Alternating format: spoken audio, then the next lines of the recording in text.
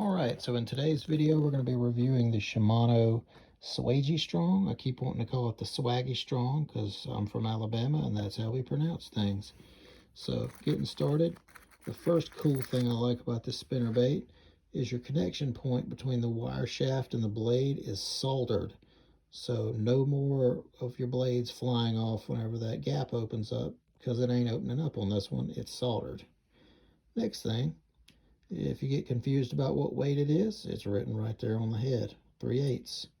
Spin it around, we have a wire-tied skirt. So you don't have to worry about your skirt slipping, but some people don't even like wire-tied skirts because they can't change them.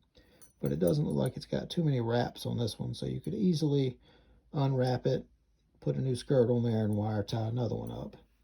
So the wire down here is supposed to be thicker. The wire up here is supposed to be thinner. It's supposed to give you more vibration from the blades. And this wire here is not supposed to bend out as easy on you when you're catching fish. So we've got a decent bait keeper right here. This one that I bought is the gold and silver Willow Colorado combination in shad color. And I'm pretty excited to try this thing out. So stay with me and let's see how many fish we catch. And I want to see if I can bend this thing out. I'm going to be using straight braid and trying to set the hook on these little fish. Let's see what happens. This is the same creek and the same day that I shot the World Minnow 115 video. This is just a shallow, grassy creek. The edges of the creek are kind of like flats, and there's grass along the edge. The bass hang out in the grass and ambush things. So I'm fishing the same types of areas I did in that jerkbait video, and they're going to hop out of that grass and just smack it. Sometimes they get it, sometimes they don't. But I've already missed 3 or 4 fish before this.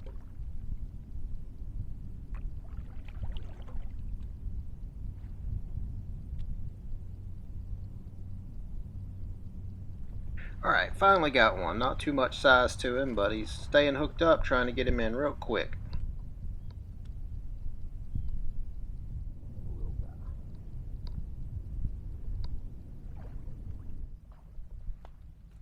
Alright, so this little flat right here, it's only a few inches deep, but I'm seeing a lot of smoke clouds from fish swimming off, and I'm pretty sure they're bass. They have that dark color to them like bass, and they're about 12 to 13 inches long.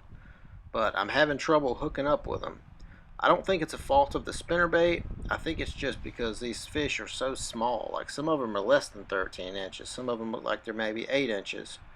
But there are fish up through here, and you'll see me get some strikes and some hookups, but I just cannot hook the darn things.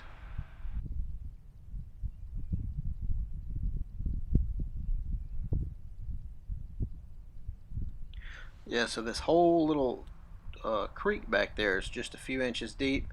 I end up going back in there and spooking a few more fish that are, not very long, just a few inches. I cut all that out because this is mostly just a lure review video, but they were smacking the spinnerbait. I just could not get a hook in these fish.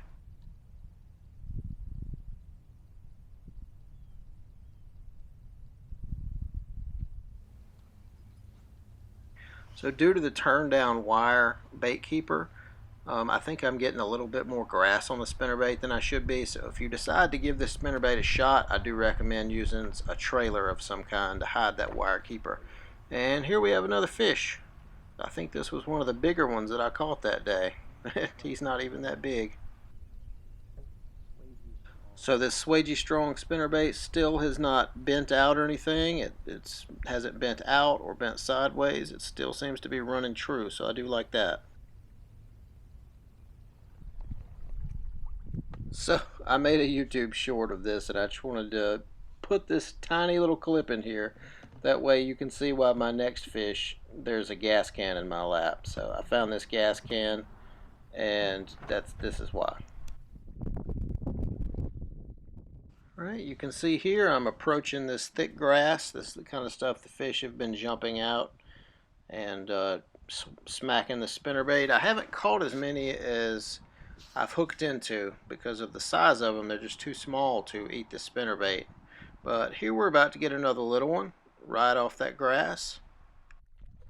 At this point, I've caught 3 fish on the spinnerbait, and I've probably missed, gosh, I don't know, maybe 8. And I don't think it's a fault of the spinnerbait that I've missed 8 fish. I think it's just small fish, small mouth, big hook on a big spinnerbait. All right, final thoughts on the Shimano Swagy Strong spinnerbait. Only caught 3 fish on it, but the creek that I was in is not really known for large fish. Good quality components on this lure. It did not bend out. It didn't really bend or flex at all on the 3 fish I caught and the fish that I fought to the boat and lost. I lost several even though I only caught 3. If you're not using a trailer, this weed keeper, as I come to call it, kind of sucks. It's not very good. It will catch every piece of grass that is in the water sticking up like that. But if you put a trailer on the back of it, I'm sure it would get rid of that problem. But good hooks, good components, good swivels. Not a good price. It's like 13 bucks. So there's better options out there for that price. I still prefer the old Hank Parker Classic as my favorite spinnerbait, but I'm going to give this one a few more shots before I say yay or nay on it. But not too bad for a first trip.